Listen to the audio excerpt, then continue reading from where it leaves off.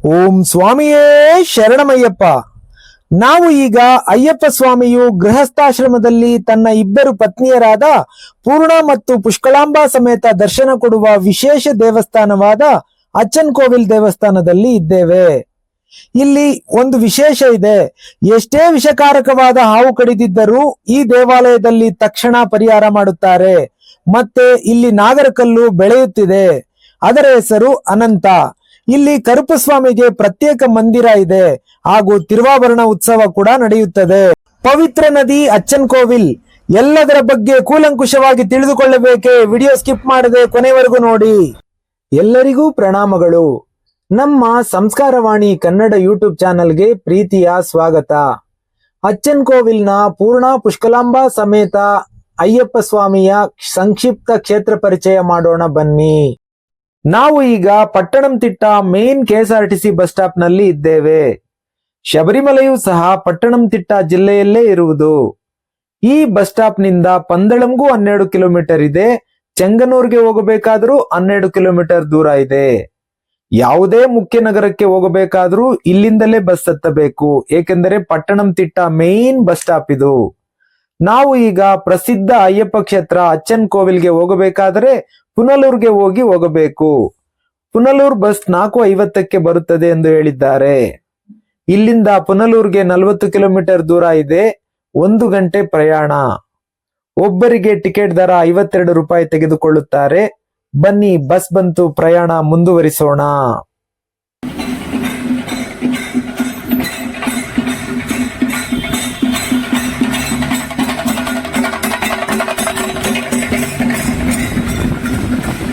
ಸ್ನೇಹಿತರೆ, ಈ ವಾದ್ಯಗೋಷ್ಠಿ ಯಾಕೆ ಅಂತ ಗೊತ್ತಾಯ್ತೆ? ಏನೋ ಸಂಘಟನೆ ಮಾಡುತ್ತಿದ್ದಾರೆ, ಅದಕ್ಕೆ ಜನರ ಗಮನ ಸೆಳೆಯಲು ಈ ವಾದ್ಯಗೋಷ್ಠಿಯನ್ನು ನುಡಿಸುತ್ತಿದ್ದಾರೆ. ನೋಡಿ, ಸಿಟಿ 1 ಕಿಲೋಮೀಟರ್ ಕ್ರಮಿಸುವಷ್ಟರಲ್ಲೇ ಪ್ರಕೃತಿ ಸಿಕ್ಕಿಬಿಡುತ್ತದೆ. ಕೇರಳ ಅಂದರೆ ಅದಕ್ಕೆ ತುಂಬಾ ಇಷ್ಟ ನಮಗೆ. ಸೂರ್ಯ ನೋಡಿ ಪ್ರಕೃತಿ ಮಧ್ಯೆ ಕಣ್ಣ ಮುಚ್ಚಲೆ ಆಡುತ್ತಿದ್ದಂಗೆ ಕಾಣುತ್ತಿದೆ. ನಾವು ಈಗ ಹೋಗುತ್ತಿರುವ ಅಚ್ಚನ್ ಕೋವಿಲ್ ಕ್ಷೇತ್ರ ಸಂಪೂರ್ಣವಾಗಿ ಅರಣ್ಯದ ಮಧ್ಯಭಾಗದಲ್ಲಿದೆ. ಆದ್ದರಿಂದ ಪುನಲೂರ್ಗೆ 6:30 ಒಳಗೆ ಹೋದರೆ ಬಸ್ ಸಿಗುತ್ತದೆ. ಅಕಸ್ಮಾತ್ ಲೇಟ್ ಆಗಿ ಹೋದರೆ ಕಾಡು ದಾರಿ ಅಂತ ರಾತ್ರಿ ಬಸ್ ಹೋಗುವುದಿಲ್ಲ. ಇನ್ನು ಬೆಳಗ್ಗೆ 7 ಗಂಟೆವರೆಗೂ ನಾವು ಪುನಲೂರ್ನಲ್ಲೇ ಉಳಿದುಕೊಳ್ಳಬೇಕಾಗುತ್ತದೆ. ದೇವರ ಮೇಲೆ ಭಾರ ಹಾಕಿ ಹೋಗೋಣ.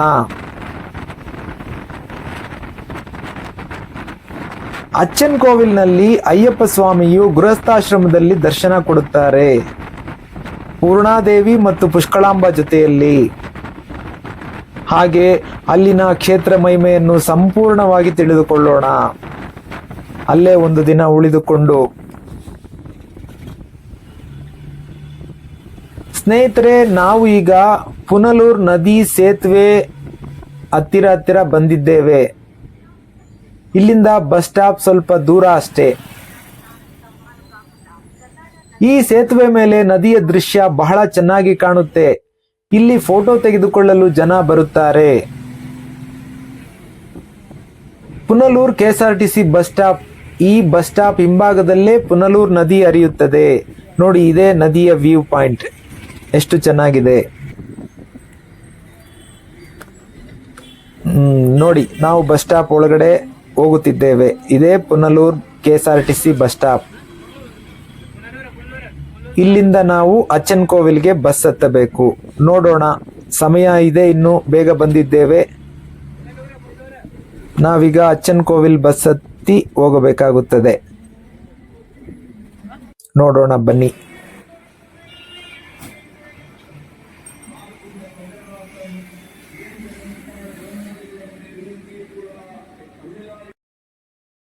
ಬಸ್ ಸ್ಟಾಪ್ ಹಿಂದೆಯೇ ಬಸ್ ಸ್ಟಾಪ್ಗೆ ಅಂಟಿಕೊಂಡಂತೆ ನದಿ ಇರುವುದರಿಂದ ಹಿಂದೆ ಬಂದು ಕುಳಿತುಕೊಂಡರೆ ಪ್ರಶಾಂತವಾಗಿ ಕುಳಿತು ಸಮಯ ಕಳೆಯಬಹುದು. ನಾವು ಇಲ್ಲಿಂದ ಮತ್ತೆ ಅಚ್ಚನ್ ಕೋವಿಲ್ಗೆ 50 ಕಿಲೋಮೀಟರ್ ಕ್ರಮಿಸಬೇಕಾಗುತ್ತದೆ. ನೋಡಿ, ಒಬ್ಬರಿಗೆ 60 ರೂಪಾಯಿ ಟಿಕೆಟ್ ಇದೆ. ರಾತ್ರಿ ಕತ್ತಲಾಗಿದ್ದರಿಂದ ವಿಡಿಯೋ ಮಾಡಲು ಸಾಧ್ಯವಾಗಲಿಲ್ಲ. ಅರಣ್ಯ ಪ್ರದೇಶದಲ್ಲಿ ಲೈಟ್ಗಳ ವ್ಯವಸ್ಥೆ ಇರಲಿಲ್ಲ. ನೋಡಿ, ಬಸ್ ಅಚ್ಚನ್ ಕೋವಿಲ್ ಕಾಂಪೌಂಡ್ ಪಕ್ಕದಲ್ಲೇ ಬಂದು ನಿಲ್ಲಿಸಿತು. ದೇವಸ್ಥಾನದ ಬಳಿಯೇ ಇಳಿದುಕೊಂಡಿದ್ದೇವೆ. ಅಚ್ಚನ್ ಕೋವಿಲ್ ನೋಡಿ ಬಹಳ ಸಂತೋಷವಾಯಿತು ನಮಗೆ.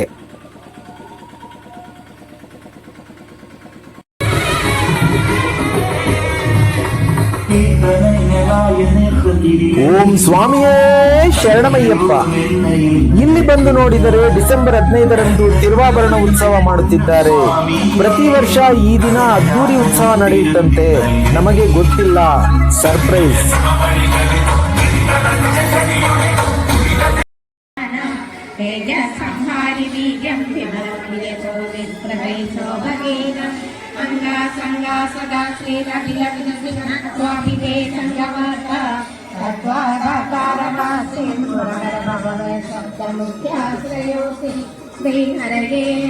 ಸರ್ವತ್ರ ಗೋವಿಂದ ನಾಮ ಸಂಕೀರ್ತನ ಗೋವಿಂದ ಗೋವಿಂದ ಸೂರ್ಯಸ್ಪತಿ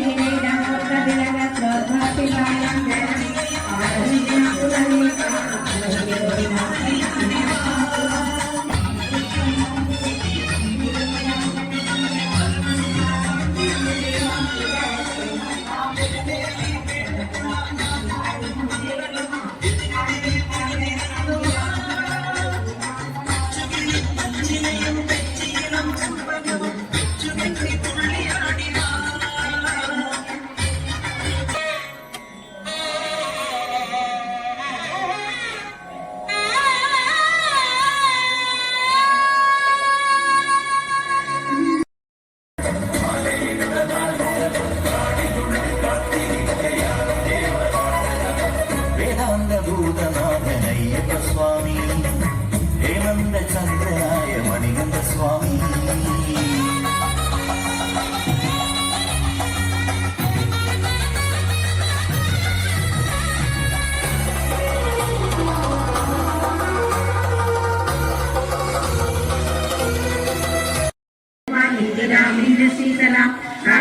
जननी पुष्टिं शिवा शिवकरीं सति विमलां विश्वजननीं पुष्टिं दारिद्र्यनाशिनी प्रीति पुष्करणीं शान्तां शुक्लमाल्याम्बरां श्रियं भास्करीं बिल्वनिलयाम्बरा रोहामि यशस्विनी वसुन्धरां उदारां हरिणीं हेममालिनी धनकान्यकरिणीं सिद्ध्यं शरणसौम्यां सुभप्रदां विरमेश्मकदानन्दां वरलक्ष्मीं सुप्रदां शुभां हिरण्यप्राकारां समुद्रतनयां जयम् नमामि मंगलादेवी विष्णुवक्षस्थलस्थिता विष्णुपत्नी प्रसन्नाक्षी नारायण समाश्रिता दारिद्र्यत्वंसिनी देवी सर्वोपद्रवहारिणी नवदुर्गा महाकाली ब्रह्म विष्णु शिवात्मिका त्रिकालज्ञान संपन्न नमामि भुवनेश्वरी लक्ष्मी क्षीरसमुद्र राजतनया श्रीरङ्गदामेश्वरी काशीभूत समस्त देववनितां लोकैकदीपाङ्कुरां श्रीमन्मन्दकटाक्षलब्ध विभव ब्रह्मेन्द्र गङ्गाधरा त्वां त्रैलोक्य कुटुम्बिनीं सरसिजां वन्दे मुकुन्दप्रिया मातर्नमामि कमले कमलायताक्षि श्रीविष्णुहृत्कमलवासिनि विश्वनाथने क्षीरोदके कमलकोमल कल्पगौरी लक्ष्मी प्रसीदसन्तं महदां शरण्ये सर्वमङ्गलमाङ्गल्ये शिवे सर्वभूते. ಈ ಅಚ್ಚನ್ ಕೋವಿಲ್ ದೇವಸ್ಥಾನಕ್ಕೆ 2 ವರ್ಷಗಳ ಇತಿಹಾಸವಿದೆ ಹಾಗೂ ಪರಶುರಾಮರೇ ಸ್ಥಾಪನೆ ಮಾಡಿದ್ದಾರೆ ಎನ್ನುವುದು ವಿಶೇಷತೆ. ಈ ದೇವಾಲಯದ ಪ್ರಧಾನ ದೇವರು ಅಯ್ಯಪ್ಪ, ಅಂದರೆ ಧರ್ಮಶಾಸ್ತ್ರ. ಅವರನ್ನು ಸ್ಥಳೀಯವಾಗಿ ಅಚ್ಚನ್ ಕೋವಿಲ್ ಆಂಡವನ್ ಅಥವಾ ಅಚ್ಚನ್ ಕೋವಿಲ್ ಅರಸನ್ ಎಂದು ಕರೆಯುತ್ತಾರೆ. ಇಲ್ಲಿ ಅಯ್ಯಪ್ಪನನ್ನು ಗೃಹಸ್ಥಾಶ್ರಮದಲ್ಲಿಯೂ ಜೊತೆಗೆ ಅಯ್ಯಪ್ಪನ 2 ಪತ್ನಿಯರಾದ ಪೂರ್ಣ ಮತ್ತು ಪುಷ್ಕಳಾಂಬ ಅವರ ಸಮೇತ ದರ್ಶನ ಮಾಡಬಹುದು.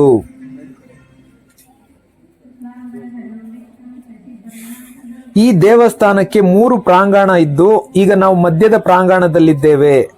ಇಲ್ಲಿ ನೋಡಿ, ಇಲ್ಲೊಂದು ವಿಶೇಷವಾಗಿ ದೇವಸ್ಥಾನದ ಪಕ್ಕದಲ್ಲಿರುವ ಒಂದು ಸಣ್ಣ ಕಲ್ಲು ಪ್ರತಿ ವರ್ಷವೂ ಬೆಳೆಯುತ್ತಿರುತ್ತದೆ.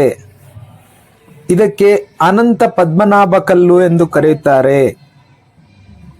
ಇದು ಮೊದಲು ಒಂದು ಲೋಟದಷ್ಟು ಇದ್ದು ಈಗ ಹಾವಿನ ಎಡೆಯ ಗಾತ್ರದಲ್ಲಿ ಬೆಳೆಯುತ್ತಿದೆ. ಇಲ್ಲಿರುವ ಇನ್ನಿತರ ದೇವತೆಗಳೆಂದರೆ ಭಗವತಿ, ಮಾಲಿಕಾಪುರತಮ್ಮ, ನೋಡಿ ಆ ಕಾರ್ನರಲ್ಲಿರುವ ಗುಡಿ ಮಾಲಿಕಾಪುರತಮ್ಮ ಗುಡಿ, ದುರ್ಗಾ, ನಾಗರಾಜ, ನಾಗಯಕ್ಷಿ, ಗಣೇಶ, ಕಾರ್ತಿಕೇಯ, ಕರುಪಸ್ವಾಮಿ, ಕರುಪಾಯಿ ಅಮ್ಮ ಇನ್ನಿತರ ದೇವತೆಗಳಿದ್ದಾರೆ. ಇದು ದೇವಸ್ಥಾನದ ಹಿಂಭಾಗದ ದೃಶ್ಯ. ನಾವು ನೋಡುತ್ತಾ ಈಗ ಗರ್ಭಗುಡಿಯ ಪ್ರಾಂಗಣಕ್ಕೆ ಬಂದಿದ್ದೇವೆ. ಇಲ್ಲಿ ವಿಡಿಯೋ ಮಾಡಲು ಅವಕಾಶ ಕೊಡುವುದಿಲ್ಲ. ನಾವು ದೇವರನ್ನು ತೋರಿಸುವುದಿಲ್ಲವೆಂದು ಅವರಿಗೆ ರಿಕ್ವೆಸ್ಟ್ ಮಾಡಿ ತೆಗೆಯುತ್ತಿದ್ದೇವೆ.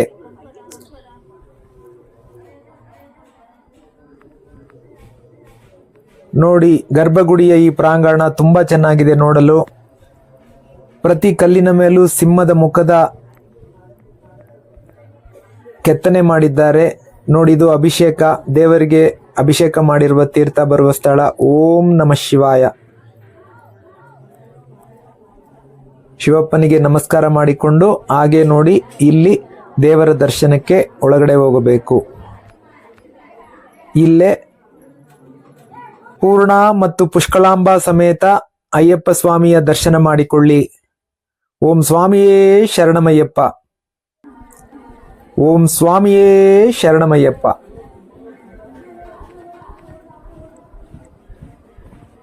ಹಿಂದೆ ಈ ಕ್ಷೇತ್ರದ ಭಾಗದಲ್ಲಿ ಬರೀ ಕುದುರೆ ಗಾಡಿಗಳು ಮಾತ್ರ ಓಡಾಡುತ್ತಿತ್ತು ಅಂತ ಹೇಳುತ್ತಾರೆ. ಇಲ್ಲಿನ ಇತಿಹಾಸ ದೊಡ್ಡ ಗ್ರಂಥವೇ ಬರೆದಿಟ್ಟಿದ್ದಾರಂತೆ, 2000 ಪುಟಗಳ ಗ್ರಂಥ. ಈ ದೇವಸ್ಥಾನದ ಗರ್ಭಗುಡಿ ಇರುವ ಗೋಪುರ ಮಾತ್ರ 2 ಬಾರಿ ದುರಸ್ತಿ ಮಾಡಿದ್ದಾರೆ. ಇಲ್ಲಿರುವ ಬಾವಿಯೂ ಸಹ ಅಷ್ಟೇ ಹಳೆಯದು. ಇಂದಿಗೂ ಇದರಲ್ಲಿ ನೀರಿದೆ. ಈ ದೇವಸ್ಥಾನ ಕಟ್ಟುವಾಗ ನಿರ್ಮಾಣವಾದ ಬಾವಿ ಇದು. ಮೀನರಾಶಿಯಿಂದ ನಿರ್ಮಾಣವಾದಂತಹ ಬಾವಿ ಇದು. ಸ್ನೇಹಿತರೆ, ಇದೇ ನೋಡಿ ದೇವಸ್ಥಾನದ 3ನೇ ಪ್ರಾಂಗಣ, ಕೊನೆಯ ಪ್ರಾಂಗಣ. ನೋಡಿ, ಇದರ ಹಿಂದೆ ಇದೆ ಅಶ್ವತ್ಥಕಟ್ಟೆ. ಅಶ್ವತ್ಥಕಟ್ಟೆ ಪಕ್ಕದಲ್ಲಿ ಒಂದು ರಥವನ್ನು ನಿಲ್ಲಿಸಿದ್ದಾರೆ. ಇದೇ ಧರ್ಮಶಾಸ್ತ್ರ ರಥ. ಈ ರಥಕ್ಕೆ ಎಷ್ಟು ಸುರಕ್ಷಿತವಾಗಿ ಗಾಜಿನ ಬಾಗಿಲು ಮಾಡಿಸಿದ್ದಾರೆ.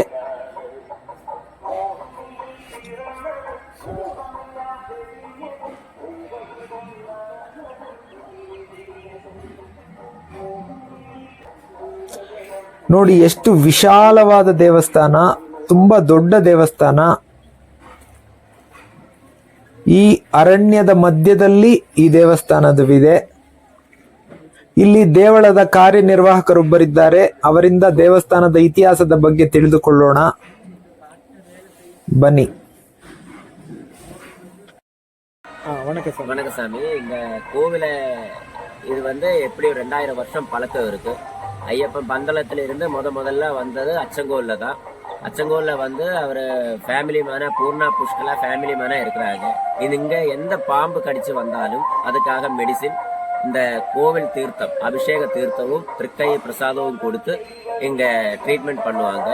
எந்த டைமுக்கு வந்தாலும் இந்த கோவில்ல நடை ஓப்பன் ஆயிரும். எந்த நைட்டா இருந்தாலும் எந்த பகலா இருந்தாலும் அப்பவே ஓப்பன் பண்ணி பூசாரிகள் ட்ரீட்மெண்ட் பண்ணுவாங்க.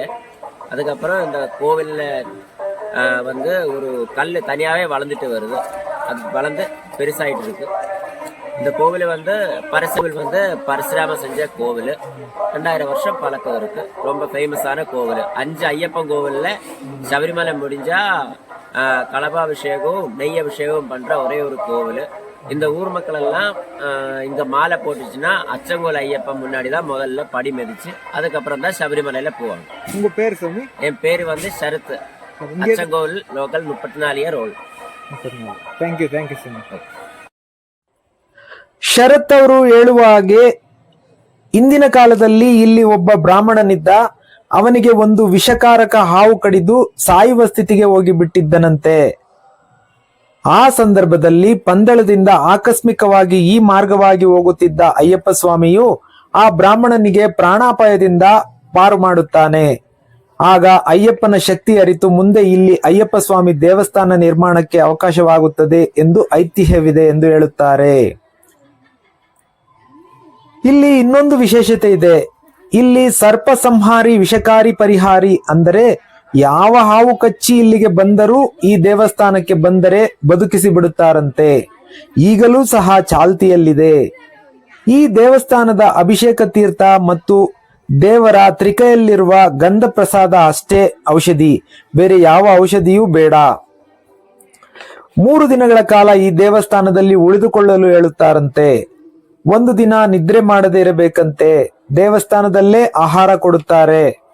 ದೇವಸ್ಥಾನದ ಪಕ್ಕದಲ್ಲಿರುವ, ಅಂದರೆ ನಾವು ಆಗಲೇ ತೋರಿಸಿದ್ದೇವಲ್ಲ, ಅನಂತನ್ ಅಂದರೆ ಅನಂತ ಪದ್ಮನಾಭ ಇರಬೇಕು. ಈ ಕಲ್ಲು ಇವರು ಸಣ್ಣ ವಯಸ್ಸಿನಲ್ಲಿರುವಾಗ ಒಂದು ಲೋಟದಷ್ಟು ಗಾತ್ರ ಮಾತ್ರ ಇತ್ತು. ಈಗ ಬೆಳೆಯುತ್ತಿದೆ.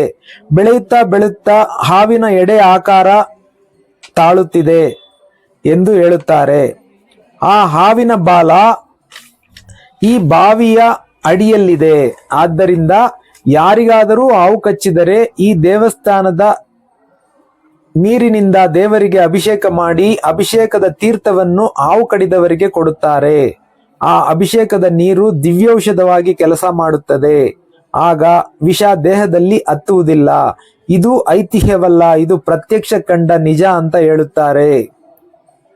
ಈ ಬೆಟ್ಟಗಳ ತಪ್ಪಲಿನಲ್ಲಿ ಕೆಲಸ ಮಾಡುವಾಗ ಯಾರಿಗೆ ಹಾವು ಕಡಿದರೂ ಇಲ್ಲಿಗೆ ಬಂದು ವಾಸಿ ಮಾಡಿಕೊಂಡು ಹೋಗುತ್ತಾರೆ. ಇಲ್ಲಿನ ಅಯ್ಯಪ್ಪ ಸ್ವಾಮಿ ದೇವಸ್ಥಾನ 18 ಮೆಟ್ಟಲು ಇರುವ ದೇವಸ್ಥಾನ ಮತ್ತು ಬಂಗಾರದ ಧ್ವಜದ ಕಂಬ ಇರುವ ದೇವಸ್ಥಾನ. ಇಲ್ಲಿ ಪೂರ್ಣ ಪುಷ್ಕಳಾಂಬಾ ಸಮೇತ ಅಯ್ಯಪ್ಪ ಸ್ವಾಮಿಯು ಆಸೀನರಾಗಿದ್ದಾರೆ. ವರ್ಷ ಪೂರ್ತಿ ಪೂಜೆ ಸಲ್ಲಿಸಬಹುದಾದ ದೇವಸ್ಥಾನ ಅಚ್ಚನ್ಕೋವಿಲ್. ಇಲ್ಲಿ ಒಟ್ಟು 2000 ಜನಸಂಖ್ಯೆ ಇದ್ದಾರೆ. ಇಲ್ಲಿ ಸುತ್ತಮುತ್ತ 6 ಗ್ರಾಮಗಳಿವೆ, ಅಥವಾ 6 ಏರಿಯಾ ಇದೆ. ಎಲ್ಲರೂ ಒಟ್ಟುಗೂಡಿ ಏನೇ ವಿಶೇಷಗಳಿದ್ದರೂ ವಿಜೃಂಭಣೆಯಿಂದ ನೆರವೇರಿಸುತ್ತಾರೆ ಎಂದು ಹೇಳುತ್ತಾರೆ. ನೋಡಿ, ಇಲ್ಲಿ ನಾಗರಕಲ್ ಹಿಂಭಾಗದಿಂದ ನೋಡಿದರೆ ದೇವಸ್ಥಾನದ ಗರ್ಭಗುಡಿ ಎಷ್ಟು ಚೆನ್ನಾಗಿ ಕಾಣುತ್ತಿದೆ ಅಲ್ಲವೇ? ಅರಣ್ಯ ಮಧ್ಯದಲ್ಲಿ ಎಷ್ಟು ಚೆನ್ನಾಗಿ ನಿಂತಿದೆ ದೇವಸ್ಥಾನ ನೋಡಿ ಸ್ನೇಹಿತರೆ. ಇದೇ ನೋಡಿ ಕರುಪಸ್ವಾಮಿ ದೇವಸ್ಥಾನ. ಇದು ಅಚ್ಚನ್ಕೋವಿಲ್ ಅಯ್ಯಪ್ಪನ ದೇವಸ್ಥಾನದ ಎದುರುಗಡೆ ಇದೆ. ಕರುಪಸ್ವಾಮಿ ಎಂದರೆ ರಕ್ಷಣಾ ದೇವತೆ, ಭಯ ನಿವಾರಕ. ನೋಡಿ ಎಷ್ಟು ವಿಶಾಲವಾದ ಪ್ರಾಂಗಣವಿದೆ ಈ ದೇವಸ್ಥಾನಕ್ಕೂ ಸಹ. ಎಲ್ಲ ಹೂ ಗಿಡಗಳನ್ನು ಹಾಕಿದ್ದಾರೆ ಪೂಜೆಗಾಗಿ. ಇಲ್ಲೂ 3-4 ಗುಡಿಗಳಿದೆ. ಇಲ್ಲಿ ನವಿಲುಗಳನ್ನು ಸಾಕುತ್ತಾರೆ. ಇಲ್ಲಿ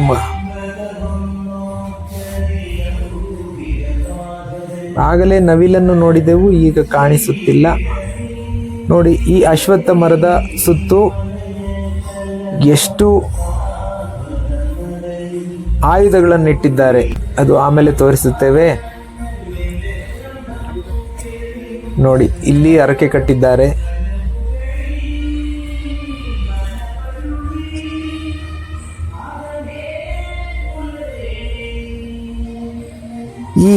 ಈ ಅಚ್ಚನ್ಕೋವಿಲ್ನ ಹಾವು ಕಡಿತದ ಚಿಕಿತ್ಸೆ ಬಗ್ಗೆ ಇನ್ನೂ ಕೂಲಂಕುಷವಾಗಿ ಹೇಳಬೇಕೆಂದರೆ, ಈ ಅಯ್ಯಪ್ಪ ಸ್ವಾಮಿಗೆ ಮಹಾವೈದ್ಯ, ಶ್ರೇಷ್ಠ ವೈದ್ಯ ಎಂದು ಹೇಳುತ್ತಾರೆ. ಧರ್ಮಶಾಸ್ತ್ರ ವಿಗ್ರಹದ ಬಲ ಅಂಗೈಯಲ್ಲಿ ಚಂದನಂ ಮತ್ತು ತೀರ್ಥಂ ಈ 2 ಔಷಧೀಯ ಗುಣಗಳನ್ನು ಹೊಂದಿದೆ. ಇಲ್ಲಿ ಪೂಜೆ ಮಾಡಿ ಬಾಗಿಲನ್ನು ಹಾಕಿದ ನಂತರವೂ ಯಾರಿಗಾದರೂ ಹಾವು ಕಡಿದು ಬಂದು ಗಂಟೆ ಬಾರಿಸಿದರೆ ಆಗ ತಕ್ಷಣ ಬಂದು ಪೂಜಾರಿಗಳು ದೇವಸ್ಥಾನವನ್ನು ತೆಗೆದು ಅವರಿಗೆ ಚಿಕಿತ್ಸೆಯನ್ನು ನೀಡುತ್ತಾರೆ. ಪೂಜೆಯ ನಂತರ ಅಗತ್ಯವಿದ್ದರೆ ರಾತ್ರಿಯಲ್ಲಿ ತೆರೆಯುವ ಅಪರೂಪದ ದೇವಾಲಯಗಳಲ್ಲಿ ಇದು ಒಂದಾಗಿದೆ.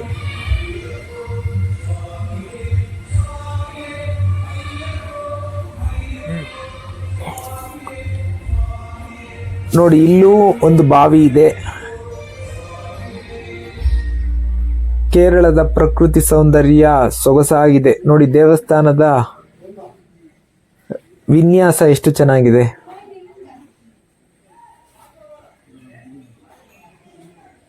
ದೇವರನ್ನು ವಿಡಿಯೋ ಮಾಡುವಂತಿಲ್ಲ, ಆದ್ದರಿಂದ ಪಕ್ಕದಿಂದ ತೋರಿಸುತ್ತಿದ್ದೇವೆ. ಬಲಬದಿಯಿಂದ ಕರುಪಸ್ವಾಮಿ ದೇವಸ್ಥಾನ. ಉಗ್ರವಾಗಿ ನಿಂತಿದ್ದಾರೆ ಕರುಪಸ್ವಾಮಿ. ಇಲ್ಲಿ ಎಲ್ಲ ಬಾವಿಗಳಿಗೂ ಪರದೆಯನ್ನು ಹಾಕಿದ್ದಾರೆ. ಎಲೆಗಳು ಕಸ ಒಳಗಡೆ ಬೀಳದಂತೆ ನೀರು ಶುಭ್ರವಾಗಿರಲಿ ಎಂದು ಹಾಕಿದ್ದಾರೆ, ಸೊಳ್ಳೆ ಪರದೆಯ ತರ.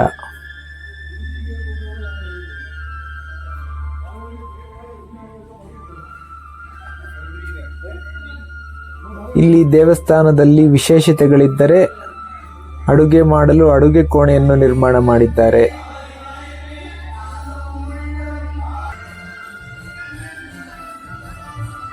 10 ದೇವಸ್ಥಾನಗಳ ಆವರಣ ಒಂದೇ ದೇವಸ್ಥಾನದಲ್ಲಿದೆ ಇಲ್ಲಿ. ಇನ್ನು ಕರುಪು ಸ್ವಾಮಿಯ ಆಯುಧಗಳನ್ನು ತೋರಿಸಬೇಕು.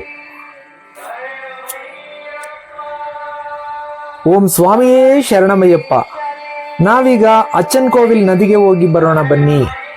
ನೋಡಿ, ತಿರುವಾಭರಣ ಉತ್ಸವ ಎಷ್ಟು ವಿಜೃಂಭಣೆಯಿಂದ ಮಾಡುತ್ತಾರೆಂದರೆ ನೋಡಿ, ಊರೆಲ್ಲ ಅಲಂಕಾರ ಮಾಡಿದ್ದಾರೆ. ಆದರೆ ಈ ಬೀದಿಗಳಲ್ಲಿ ಒಂದೇ ಮನೆ ಇರುವುದು. ಮನೆ ಹಿಂದೆಗಡೆ ಅರಣ್ಯ, ಈ ಕಡೆ ಮನೆ ಹಿಂದೆಗಡೆ ಅರಣ್ಯ, ಸುತ್ತೂ ಅರಣ್ಯ ವಲಯದಲ್ಲಿ ಮಧ್ಯದಲ್ಲಿ ಊರು.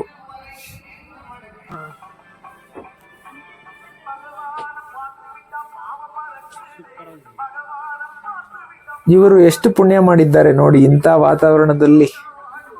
ಆದರೆ ಭಯದಿಂದ ವಾತಾವರಣ ನೋಡಿ, ಕಾಡು.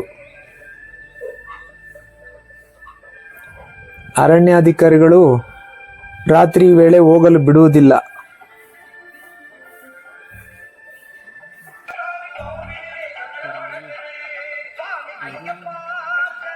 ತುಂಬಾ ನವಿಲು ಕಾಣಿಸಿತು. ಇರಿ, ನಿಮಗೆ ನವಿಲನ್ನು ತೋರಿಸುತ್ತೇವೆ ನೋಡಿ. ಇಲ್ಲೊಂದು ಅಯ್ಯಪ್ಪನ ಗುಡಿ ಮಾಡಿದ್ದಾರೆ, ನೋಡಲು ಎಷ್ಟು ಚೆನ್ನಾಗಿದೆ.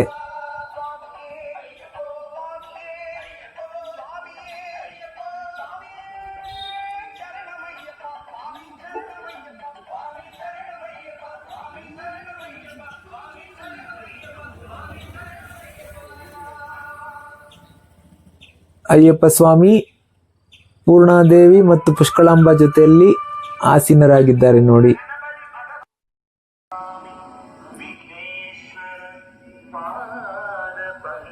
ನೋಡಿ, ಇದರ ಹಿಂಭಾಗದಲ್ಲೇ ನೋಡಿ, ಇದು ನದಿಗೆ ದಾರಿ.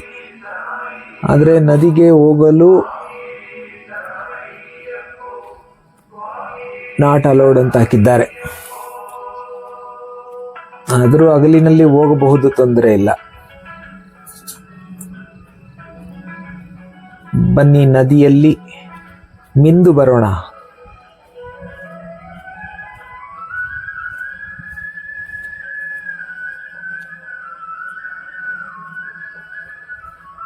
ನೋಡಿ, ಕೇರಳದಲ್ಲಿ ಪ್ರಕೃತಿಯನ್ನು ವರ್ಣಿಸಿ ವರ್ಣಿಸಿ ನಮಗೆ ಪದಗಳೇ ಇಲ್ಲ, ಆ ರೀತಿಯಾಗಿ ಬಿಟ್ಟಿದೆ. ಬಹಳ ಸೊಗಸಾಗಿದೆ, ಅದ್ಭುತವಾಗಿದೆ. ಕಣ್ಮನಗಳೆಲ್ಲ ತಂಪಾಗಿ ಬಿಡುತ್ತದೆ. ನೋಡಿ, ಸೂರ್ಯ ಬಂಗಾರದ ಬಣ್ಣದಲ್ಲಿ ನೋಡಿ ಎಷ್ಟು ಚೆನ್ನಾಗಿ ಕಾಣಿಸ್ತಾ ಇದೆ ನೋಡಿ, ಸೂರ್ಯನ ಬೆಳಕು. ಇನ್ನು ಬಹುಶಃ ಇನ್ನೂ ಸ್ವಲ್ಪ ದೂರ ಇದೆ ಅನಿಸುತ್ತದೆ.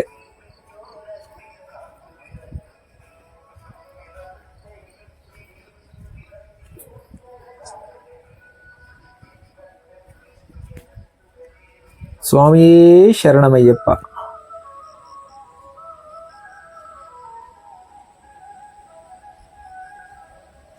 ಬಂತು ನೋಡಿ, ನದಿ ಬಂತು. ನದಿ ಬಂದಿಲ್ಲ, ನಾವೇ ನದಿ ಹತ್ತಿರ ಬಂದಿದ್ದೇವೆ.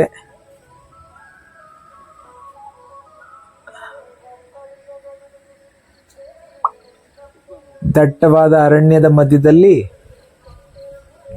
ನದಿ ಹರಿಯುತ್ತದೆ. ಇಲ್ಲಿ ನದಿಯಲ್ಲಿ ನೀರು ಜಾಸ್ತಿ ಆದಾಗ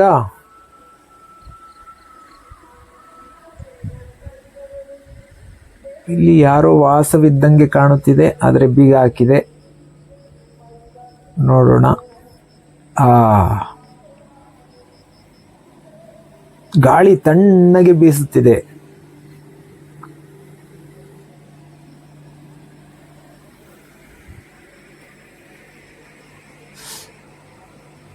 ಅಚ್ಚನ್ಕೋವಿಲ್ ನದಿ ನೋಡಿ, ದೇವಸ್ಥಾನದ ಪಕ್ಕದಲ್ಲೇ ಹರಿಯುತ್ತದೆ. ಅಲ್ಲಿ ದೇವಸ್ಥಾನದ ಪಕ್ಕದಲ್ಲಿ ಇಳಿಯಲು ಅಷ್ಟು ಚೆನ್ನಾಗಿಲ್ಲ, ಆದ್ದರಿಂದ ನಾವು ಸ್ವಲ್ಪ ದೂರ ಬಂದಿದ್ದೇವೆ. ಇಲ್ಲಿ ನೋಡಿ, ಹಣೆಯನ್ನು ಕಟ್ಟಿದ್ದಾರೆ.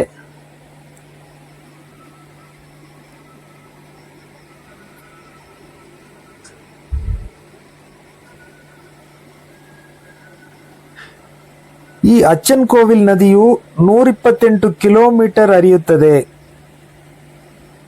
ಇದು ಕೊಲ್ಲಂ ಡಿಸ್ಟಿಕ್ನಿಂದ ಪಟ್ಟಣಂತಿಟ್ಟ ಮತ್ತು ಆಲಪ್ಪುಳ ಜಿಲ್ಲೆಗಳ ಮೂಲಕ ಹರಿಯುತ್ತದೆ.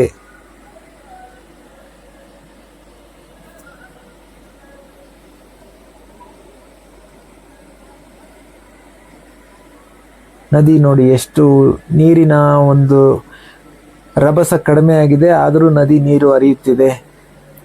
ಸ್ನಾನ ಮಾಡಲು ಬಹಳ ಚೆನ್ನಾಗಿದೆ.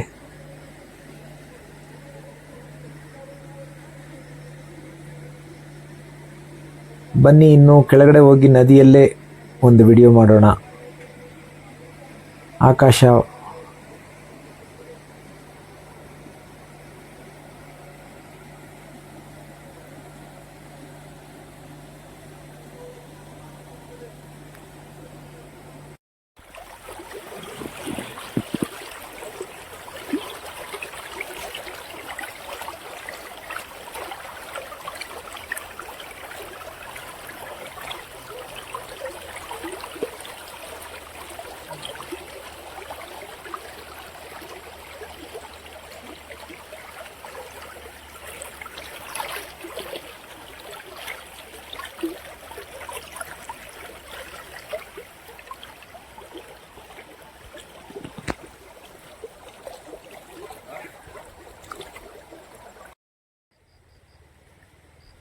ನದಿ ನೀರು ಎಷ್ಟು ಚೆನ್ನಾಗಿ ಮಾತನಾಡ್ತಾ ಇತ್ತಲ್ವಾ?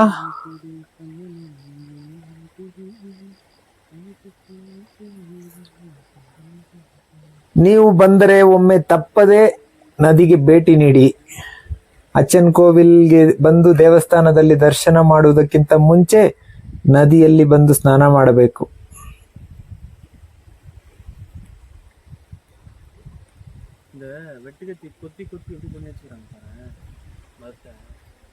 ಇಲ್ಲಿ ಕಾಡು ಪ್ರಾಣಿಗಳೆಲ್ಲ ಬರುತ್ತದೆ ಈ ಅರಣ್ಯದಿಂದ, ಆದ್ದರಿಂದಲೇ ಜನಗಳಿಗೆ ಹೆಚ್ಚು ಬಿಡುವುದಿಲ್ಲ. ಇಲ್ಲಿ ನೋಡಿ ನವಿಲು ಕಾಣ ಸಿಗಿತ್ತು ನನಗೆ, ಇಷ್ಟೊತ್ತಿಂದ ಹುಡುಕ್ತಾ ಇದ್ದೆ. ಈಗ ನೋಡಿ ನವಿಲು ಇಲ್ಲಿ ಮನೆ ಮೇಲೆ ಕೂತಿದೆ. ಅದಕ್ಕೆ ಆಪೋಸಿಟ್ ಆಗಿ ಒಂದು ನವಿಲು ಕೂಗ್ತಾ ಇದೆ ನೋಡಿ, ಕೇಳಿಸ್ಕೊಳ್ಳಿ. ಓ ಆಪೋಸಿಟ್ ಸಮಯ ಅದು ಕೂಡ ಪಿಕ್ ಆಗ್ತಾ.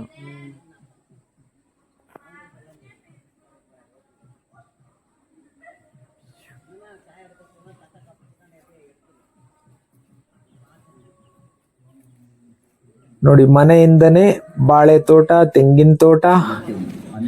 ನೋಡಿ ಇದೆ ದೇವಾಲಯದ ಎಂಟ್ರೆನ್ಸ್, ದ್ವಾರ ಬಾಗಿಲು.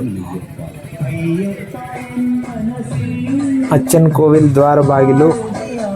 ಇಲ್ಲಿಂದ ದೇವಸ್ಥಾನ ಹಾಗೆ ಕಾಣುತ್ತೆ ನೋಡಿ. ಈ ಪಕ್ಕದಲ್ಲಿರುವುದು ಪಾರ್ಟಿ ಹಾಲ್. ವಿಶೇಷ ಸಂದರ್ಭಗಳು ನಾವು ರಾತ್ರಿ ಅಲ್ಲೇ ಪಾರ್ಟಿ ಹಾಲಲ್ಲೇ ಮಲಗಿದ್ದೆವು, ಆದರೆ ಜನಜಂಗುಳಿ ಜಾಸ್ತಿ ಇತ್ತು ರಾತ್ರಿ. ಸ್ನೇಹಿತರೆ, ದೇವಸ್ಥಾನದ ಪಕ್ಕದಲ್ಲಿ ಒಂದು ಎಸ್ಟೇಟ್ಗೆ ರಸ್ತೆ ಹೋಗುತ್ತಿದೆ. ಬನ್ನಿ ಎಸ್ಟೇಟ್ ಹೇಗಿದೆ ಅಂತ ನೋಡಿಕೊಂಡು ಬರೋಣ. ಎಲ್ಲ ರಬ್ಬರ್ ಮರಗಳೇ ಇದೆ ನೋಡಿ. ಇಲ್ಲಿಗೆ ಅಚ್ಚನ್ ಕೋವಿಲ್ನ ಎಲ್ಲಾ ಸ್ಥಳಗಳನ್ನು ನೋಡಿದ್ದಾಯ್ತು ಅಂದುಕೊಳ್ಳುತ್ತೇನೆ. ರಾತ್ರಿ ನಡೆದ ಕಾರ್ಯಕ್ರಮವನ್ನು ಇನ್ನೊಂದು ವಿಡಿಯೋದಲ್ಲಿ ಹಾಕುತ್ತೇನೆ, ಏಕೆಂದರೆ ವಿಡಿಯೋ ತುಂಬಾ ಲಾಂಗ್ ಆಯ್ತಲ್ವಾ, ಅದಕ್ಕೆ. ನೋಡಿ ಇಲ್ಲೊಂದು ಬಾವಿ ಇದೆ, ಈ ಬಾವಿಗೂ ನೆಟ್ ಹಾಕಿದ್ದಾರೆ ಕಸ ಬೀಳದೇ ಇರಲಿ ಅಂತ. ನೀರು ಇದೆ ಬಾವಿಯಲ್ಲಿ. ನೋಡಿ ರಬ್ಬರ್ ಮರದಲ್ಲಿ ಹಾಲು ಬಂದು ಸಂಗ್ರಹಣೆ ಆಗಿದೆ ನೋಡಿ. ತುಂಬಾ ಗಟ್ಟಿ ಇದೆ ಹಾಲು, ಆದ್ದರಿಂದಲೇ ರಬ್ಬರ್ ತಯಾರಿಸಲು ಆಗುವುದು. ನೋಡಿ ಮರ ಸುಮಾರು ವರ್ಷಗಳ ಮರ ಅನಿಸುತ್ತೆ. ನೋಡಿ ಹೇಗೆ ಚೆಕ್ಕಿದ್ದಾರೆ ಹಾಲು ಬರಲು. ನೋಡಿ ಇಲ್ಲಿಂದ ಹಾಲು ಸಂಗ್ರಹಣೆ ಆಗುತ್ತದೆ ನೋಡಿ. ಎಲ್ಲ ರಬ್ಬರ್ ಮರಗಳೇ ಇವೆಲ್ಲ.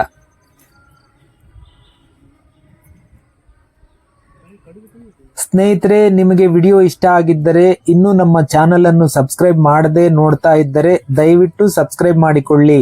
ಹಾಗೆ ಬೆಲ್ ಬಟನ್ನ ಕ್ಲಿಕ್ ಮಾಡಿ, ಆಗ ನಾವು ಹಾಕುವ ವಿಡಿಯೋ ನೋಟಿಫಿಕೇಶನ್ ನಿಮಗೆ ಬರುತ್ತದೆ. ಇದು ನೋಡಿ ಸ್ನೇಹಿತರೆ, ಕಾಳು ಮೆಣಸಿನ ಗಿಡ. ಕಾಳು ಮೆಣಸು ನೋಡಿ ಗೊಂಚಲಾಗಿ ಬಿಟ್ಟಿದೆ, ಆದರೆ ಇದರ ಎಲೆ ಬಂದು ವೀಳ್ಯದ ಎಲೆ ತರನೇ ಇದೆ. ಎಷ್ಟೊಂದು ಗೊಂಚಲಿದೆ ನೋಡಿ. ಬೆಲೆ ಜಾಸ್ತಿ ಅಲ್ವೇ ಮೆಣಸು. ಒಂದು ಕಿತ್ತು ತಿಂದರೆ ಖಾರ ಇದೆ.